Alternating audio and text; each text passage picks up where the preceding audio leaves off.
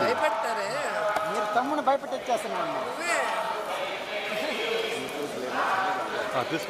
మీరు అడుగుతారు మళ్ళీ నన్నే తెచ్చిస్తారు.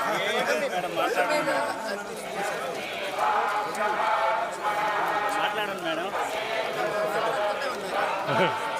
మాట్లాడంటారు వదిలేదు.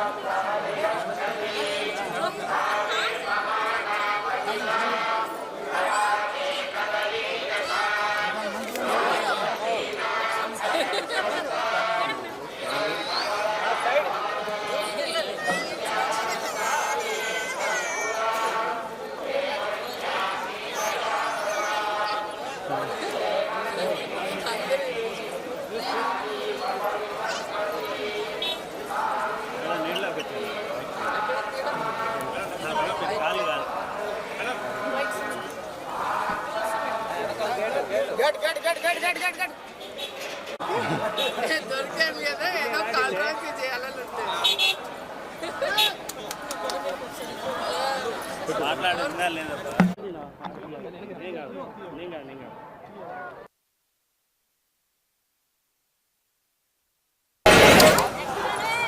మనమే madam.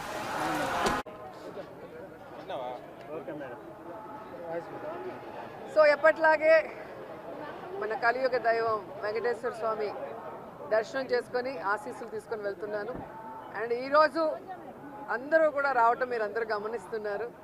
And June 4th results వస్తున్నాయి కాబట్టి ప్రజలు మీడియా అంతా కూడా చాలా ఆతృతగా ఎదురు చూస్తుంది. ఎవరికి కావాల్సిన స్టోరీలు వాళ్ళు వండుతున్నారు అనేది మనం గమనిస్తూనే ఉన్నాం. నిన్ననే ఎగ్జిట్ పోల్స్ కూడా రావటం జరిగింది. ఎవరు ఏం ఎగ్జిట్ పోల్స్ ఇచ్చినా ఎక్కడ ఏం డిస్కస్ చేసినా ఫైనల్గా జరిగేది second time Jagananna CM.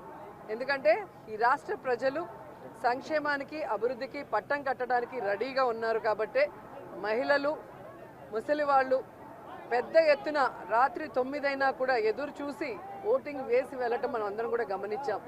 So మనకి స్వాతంత్రం వచ్చిన తర్వాత ఇంత పెద్ద ఎత్తున సంక్షేమాన్ని అభివృద్ధిని ప్రజల కోసం అందించిన ఏకైక ముఖ్యమంత్రి జగన్మోహన్ రెడ్డి గారు.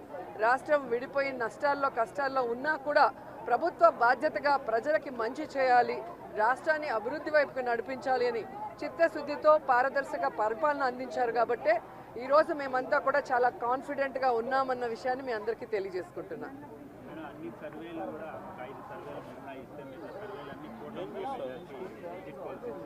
ఈరోజు కూటమి కొత్తగా పెట్టుకున్న కూటమి కాదు, ఆల్రెడీ 2014లో పెట్టుకుంది. అప్పుడైతే కొత్త కాంబినేషన్ కాబట్టి ప్రజలు ఎక్స్పెక్ట్ చేసి ఓట్లు వేశారు. కానీ 2014లో అక్కడ ఇక్కడ 2 చోట్ల కూడా కూటమి అధికారంలోకి వచ్చినా కూడా ఈ రాష్ట్రాన్ని సర్వనాశనం చేసింది. కానీ ఈ రాష్ట్రానికి ఇవ్వాల్సినది ఏమీ ఇవ్వలేదు, ఏమీ అభివృద్ధి చేయలేదు అన్నది ఈ రాష్ట్ర ప్రజలు గమనించారు. కాబట్టే ఈరోజు ఆ కూటమికి క్రేజ్ లేదు అనేది మీకు తెలుసు, మాకు తెలుసు.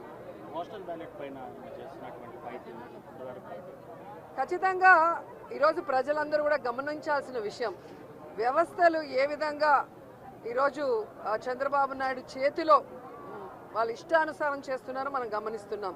ఆ విషయాల్ని ఇష్టానుసారం ఎలక్షన్స్ అప్పుడు మార్చేయటం, అలాగే కేసులు పెట్టించడం వైఎస్ఆర్సీపీ నాయకుల మీద. ఇప్పుడు దేశంలో ఎక్కడా లేనటువంటి విధంగా కొత్త కొత్త రూల్స్తో పోస్టల్ బ్యాలెట్ని ఏ విధంగా వాళ్ళకి అనుకూలంగా మార్చుకోవాలన్న ప్రయత్నం చేస్తున్నారో మనం గమనిస్తున్నాం.